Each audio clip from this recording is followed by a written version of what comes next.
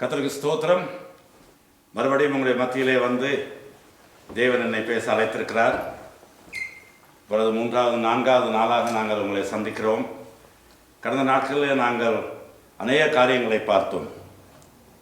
கடைசியாக நாங்கள் பாவத்தை குறித்து பேசி அதன் துவக்கத்திலே நாங்கள் இன்னும் இருக்கிறோம். பாவம் என்றால் என்ன, பாவம் எப்படி ஆரம்பமானது, பாவத்தை நிமித்தமாக மனிதன் எப்படி பாவத்தில் விழுந்து போனான், பாவம் எப்படி அவனை மேற்கொண்டது, அதற்கு ஏதாவது பரிகாரம் இருக்கிறதா என்பதை குறித்து நாங்கள் பார்த்தோம். ஆனால் தேவன் அதை பரிகாரமாகத்தான் கர்த்தராகிய இயேசு கிறிஸ்துவை தன்னுடைய சொந்த குமாரன் என்றும் பாராமல் எங்களுக்காக இந்த உலகத்திலே அவரை மனுஷனாக அனுப்பி எங்களுடைய பாவங்களை சுமந்து எங்களுடைய சாபங்களை சுமந்து அதை சிலுவையிலே வெற்றி சிறந்தார் என்று பார்க்கிறோம். ஆகவே இந்த பாவம் என்பது ஒரு பொல்லாத ஒரு சொல். இந்த பாவத்தை நாங்கள் சுமந்து கொண்டிருந்தோமானால் அந்த பாவம் எங்களை எங்கேயோ கொண்டு விடும். இன்றைக்கு பாவத்தின் நிமித்தமாக இந்த உலகம் அழிந்து கொண்டிருக்கிறது. பலவித கோணங்களிலே இன்று அழிந்து கொண்டிருக்கிறது. பாவங்களும் சாபங்களும் இன்றைக்கு சிறியோர் முதல் பெரியோர் வரை ஆட்கொண்டிருக்கிறதை நாங்கள் காணலாம். ஆகவே இந்த பாவம் என்றால் என்ன, அதை குறித்து தான் நான் இன்றைக்கு பேச போகிறேன். பாவம் என்றால் என்ன? அநேகர் நினைக்கிறார்கள் பாவம் என்றால் என்ன என்று இன்னும் தெரியாமல் இருக்கிறார்கள். ஆகவே இங்கே வேதம் எங்களுக்கு சொல்கிறது. 1 யோவான் 3ஆம் அதிகாரம் 4ஆம் வசனத்தை எடுத்துக்கொள்ளுங்கள். 327ஆம் பக்கம் புதிய ஏற்பாடிலே, பாவம் செய்கிற எவனும் நியாயப்பிரமாணத்தை மீறுகிறான், நியாயப்பிரமாணத்தை மீறுகிறதே பாவம். பாவம் செய்கிறவன் எவனும் நியாயப்பிரமாணத்தை மீறுகிறான், நியாயப்பிரமாணத்தை மீறுகிறதே பாவம் என்று நாங்கள் பார்க்கிறோம். ஆகவே இந்த நியாயப்பிரமாணம் என்றால் என்ன, இதை இன்று அநேகர் தெரியாமல் இருக்கிறார்கள். நியாயப்பிரமாணம் என்றால் தேவன் எங்களுக்கு கொடுத்த கட்டளைகள். ஆதாம் ஏவாளை அவர் படைத்த பொழுது கிழக்கே ஏதேன் என்னும் ஒரு தோட்டத்தை ஆயத்தப்படுத்தி அவன் அந்த தோட்டத்திலே போய் நிறுத்தி அவன் தனியாக இருப்பது சரியில்லை என்று அவனுக்கு ஒரு துணையை ஏற்படுத்தி அவள் இருவரையும் அங்கே வைத்தார். வைத்த பிறகு அவர் சொன்னார், இதோ இந்த தோட்டத்தின் மத்தியிலே 2 மரங்கள் இருக்கிறது. ஒன்று ஜீவ விருட்சம், அதிலே சாப்பிட்டால் நீங்கள் சதாகாலம் உயிர் வாழ்ந்து கொண்டிருப்பீர்கள். மற்றது நன்மை தீமை அறியத்தக்க மற்றொரு மரம் என்று சொன்னார். அதில் உள்ள கனிகளை நீங்கள் சாப்பிட்டால் நீங்கள் சாப்பிட்ட நாளிலே சாகவே சாவீர்கள் என்று சொன்னார். ஆகவே இவர்கள் இதை கேட்டார்கள். தேவன் சொன்னபடியே அவர்கள் வாழ்ந்து கொண்டிருந்தார்கள். இருந்தாலும் பரலோகத்திலிருந்து தள்ளப்பட்ட வலுசர்ப்பமாகிய பிசாசை குறித்து நாங்கள் 2 நாட்களுக்கு முன்பாக பார்த்தோம். இந்த வலுசர்ப்பமானது, இந்த பிசாசு என்ற இந்த லூசிபர் இந்த ஏதேன் தோட்டத்துக்குள்ளே சர்ப்பத்தின் உருவிலே வந்து சேர்ந்தான். அவன் வந்து ஏவாளை பார்த்து சொன்ன காரியத்தை குறித்து நாங்கள் கடந்த முறை நாங்கள் பார்த்தோம். அவன் என்ன சொன்னான், இதை சாப்பிடும் நாளிலே சாகவே சாக மாட்டீர்கள், உங்கள் கண்கள் திறக்கும், நீங்கள் தேவர்களைப் போல வருவீர்கள் என்று. ஆகவே அதன் நிமித்தமாக அவள் சாப்பிட்டால் தன்னுடைய புருஷனுக்கும் கொடுத்தால் ஆதாமுக்கு இருவரும் கண்கள் திறக்கப்பட்டவர் நிர்வாணமாக இருக்கிறதை கண்டார்கள். அத்திரையிலால் தங்களுக்கு உடைகளை உண்டு பண்ணி கொண்டு அவர்கள் போய் மரங்களுக்கு பின்னாக ஒளிந்து கொண்டார்கள். காரணம், மத்தியான வேளையிலே குளிர்ச்சியான வேளையிலே தேவன் வந்து உலாவுவது அங்கே வழக்கம். அவர்கள் இருவரோடும் பேசிவிட்டு செல்வதும் வழக்கம். அங்கே வந்து ஆதாம் ஏவாளை தேடும் பொழுது அவர்கள் இல்லை. அப்பொழுது ஆதாமே நீ எங்கே என்று கேட்கிறார். நான் ஒளிந்து கொண்டிருக்கிறேன். ஏன் நீ ஒளிந்து கொண்டிருக்கிறாய்? நான் நிர்வாணத்தமாக இருக்கிறதுனாலே ஒளிந்து கொண்டிருக்கிறேன். நீ நிர்வாணி என்று உனக்கு சொன்னவன் யார்? அப்பொழுது ஆதாம் என்ன செய்வான், தன்னுடைய பிழையை உணராமல் அந்த பிழையை ஏவாள் மேலே தூக்கி போடுகிறான். நீர் எனக்கு கொடுத்த ஸ்திரியானவள் தான் இந்த பழத்தை எனக்கு கொடுத்தார். ஸ்திரியானவள் என்ன செய்கிறார், இதை எனக்கு சர்ப்பம் தான் கொடுத்தது என்கிறார். ஆகவே ஆண்டவர் அங்கே எல்லாருக்கும் அங்கே சாபத்தை நாங்கள் கொடுக்கிறதை பார்க்கிறோம். இதன் நிமித்தமாக பாவம் உலகத்திலே ஆரம்பமானது. அந்த பாவத்தின் நிமித்தமாக ஆதாவின் முதல் குமாரனை, தன்னுடைய தமையனை, அதாவது தன்னுடைய சகோதரனை, இளைய சகோதரனை ஏவாள ஆபேலை கொல்லும் நிலைக்கு வந்தான். மன்னிக்க வேண்டும். ஆபேல் ஒரு வஞ்சகம் தெரியாத அவன் கொடுத்த பலியை தேவன் ஏற்றுக்கொண்டார் என்ற நியதியின் நிமித்தமாக காயின் அவனை கொன்றான் என்று பார்க்கிறோம். ஆகவே இந்த பாவம் பொல்லாதது. நியாயப்பிரமாணத்தை மீறுகிறதே பாவம் என்று சொன்னது. ஆகவே இவர்கள் என்ன செய்தார்கள், தேவன் சொன்ன வார்த்தைக்கு கீழ்ப்படியாமல் போனார்கள். தேவன் சொன்ன வார்த்தையின் கீழ்ப்படியாத நிமித்தமாக பாவம் உலகத்திலே ஆட்கொண்டது. ஆகவே இந்த வேதம் என்ன சொல்லுகிறது?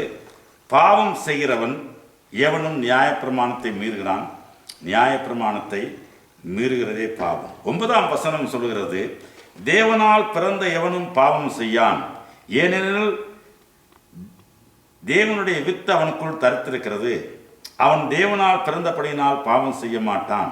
இதனால் தேவனுடைய பிள்ளைகள் இன்னார் என்றும் பிசாசின் பிள்ளைகள் இன்னார் என்றும் நாங்கள் அறிந்து கொள்ளலாம். ஆகவே பிசாசினால் பிறந்தவன் எவனும் பாவம் செய்கிறான். என்னடா பாஸ்டர் பிசாசுக்கு பிறந்தவன் சொல்றாரு, இப்போ நாங்களாம் யாருன்னு சில வேளை நினைப்பீங்க. பிசாசினால் உண்டானவன், ஆதி முதல் பிசாசானவன் பாவம் செய்கிறான். அவன் எங்களுடைய நினைவுகளிலும் எங்களுடைய சிந்தனைகளிலும் எந்த நேரம் பாவ வித்தை அவன் போட்டுக்கொண்டே இருக்கிறான். ஆகவே தான் இஸ்ரவேல் ஜனங்கள் தேவன் எகிப்திலிருந்து நடத்தி கொண்டு வரும் பொழுது அவர்கள் வணங்கா கழுத்துள்ளவரானார் என்று சொல்லப்படுகிறது.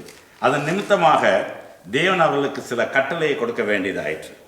உங்களிடத்தில் வேதாகமம் இருக்குமானால் தயவு செய்து அருமையானவர்களை யாத்திராகமம் 20ஆம் அதிகாரத்தை எடுத்துக்கொள்ளுங்கள். தேவன் அங்கே சில காரியங்களை அவர்களுக்கு சொல்கிறார். அவர் தேவன் மோசையுடன் பேசி அவர் சொந்த விரல்களால் இந்த 10 கற்பனைகளை எழுதி கொடுக்கிறார். இந்த 10 கற்பனைகளை நான் வாசிக்கிறேன், நீங்கள் கேட்டுக்கொள்ளுங்கள். தேவன் பேசி சொல்லிய சகல வார்த்தைகளுமாவன, உன்னை அடிமைத்தன வீடாகிய எகிப்து தேசத்திலிருந்து புறப்பட பண்ண உன் தேவனாகிய கர்த்தர் நானே. என்னையன்றி உனக்கு வேறே தேவர்கள் உண்டாயிருக்க வேண்டாம், தேவனை தவிர ஒருத்தரும் இருக்கக்கூடாது என்று சொன்னார். மேலே வானத்திலும் கீழே பூமியிலும் பூமியின் கீழ் தண்ணீரிலும் இருக்கிறவருக்கு ஒப்பான ஒரு சொரூபத்தையாலும் யாதொரு விக்கிரகத்தாலும் நீ உனக்கு உண்டாக்க வேண்டாம், நீ அவரை நமஸ்கரிக்கவும் வேண்டாம். உன் தேவனாகிய கர்த்தராயிருக்கிற நான் எரிச்சலுள்ள தேவனாயிருந்து என்னை பயக்கிறதை குறித்து பிதாக்களுடைய அக்கிரமத்தை பிள்ளைகளிடத்தில் 3ஆம் 4ஆம் தலைமுறை மட்டும் விசாரிக்கிறவனாயிருப்பேன். என்னிடத்தில் அன்பு கூர்ந்து என் கற்பனைகளை கை கொள்வர்களுக்கோ 1000 தலைமுறை மட்டும் ஆசீர்வாதம் இருக்கும் என்று சொல்கிறார். தேவனாகிய கர்த்தருடைய நாமத்தை வீணிலே வழங்காதிருப்பாயாக, என் ஓய்வு நாளை பரிசுத்தமாக ஆசரிக்க நிற்பாயாக. கர்த்தர் 6 நாளைக்குள்ளே வானத்தையும் பூமியும் சமுத்திரத்தையும் அதில் எல்லாத்தையும் உண்டாக்கி 7ஆம் நாள் ஓய்ந்திருந்தார். ஆகையால் கர்த்தர் ஓய்வு நாளை ஆசீர்வதித்ததை பரிசுத்தமாக்கினார். அடுத்ததாக இந்த 4 கற்பனைகளும் தேவனுக்குரியது. அவரை அன்றி ஒரு தேவன் இருக்கக்கூடாது, சிலை வணக்கம் இருக்கக்கூடாது, அவருடைய நாமத்தை வீணிலே வழங்கக்கூடாது, அவருடைய குறித்த பரிசுத்த நாளை நாங்கள் ஆசரிக்க வேண்டும் என்று சொல்கிறார். அடுத்தது மிகவும் முக்கியமானது, இதை சொல்றாரு இயேசு கிறிஸ்து சொல்லும் பொழுது, த இம்பார்ட்டன்ட் கமாண்ட்மெண்ட்ஸ். இது நாங்கள் பிறருக்காக நாங்கள் செய்கிறது. அவர் சொல்கிறார், உன் தேவனாகிய கர்த்தர் உனக்கு கொடுக்கிற தேசத்திலே உன் நாட்கள் நீடித்திருப்பதற்கு உன் தாயையும் உன் தகப்பனையும் கனம் பண்ணுவாயாக, உன் தகப்பனையும் உன் தாயையும் கனம் பண்ணுவாயாக, கொலை செய்யாதிருப்பாயாக, விபசாரம் செய்யாதிருப்பாயாக, களவு செய்யாதிருப்பாயாக, பிறனுக்கு விரோதமாய் பொய் சாட்சி சொல்லாதிருப்பாயாக, பிறனுடைய வீட்டை இச்சையாதிருப்பாயாக, பிறனுடைய மனைவியையும் அவனுடைய வேலைக்காரரையும் அவனுடைய இருதையும் அவனுடைய கழுதையும் பின்னும் பிறனுக்குள்ள யாதொன்றையும் இச்சையாதிருப்பாயாக. இந்த 10ஐயும் அவர் கொண்டு வந்தார். இந்த 6 மிக முக்கியமானது நாங்கள் பெற்றோருக்கு எங்களுடைய கடமைகளை செய்வது.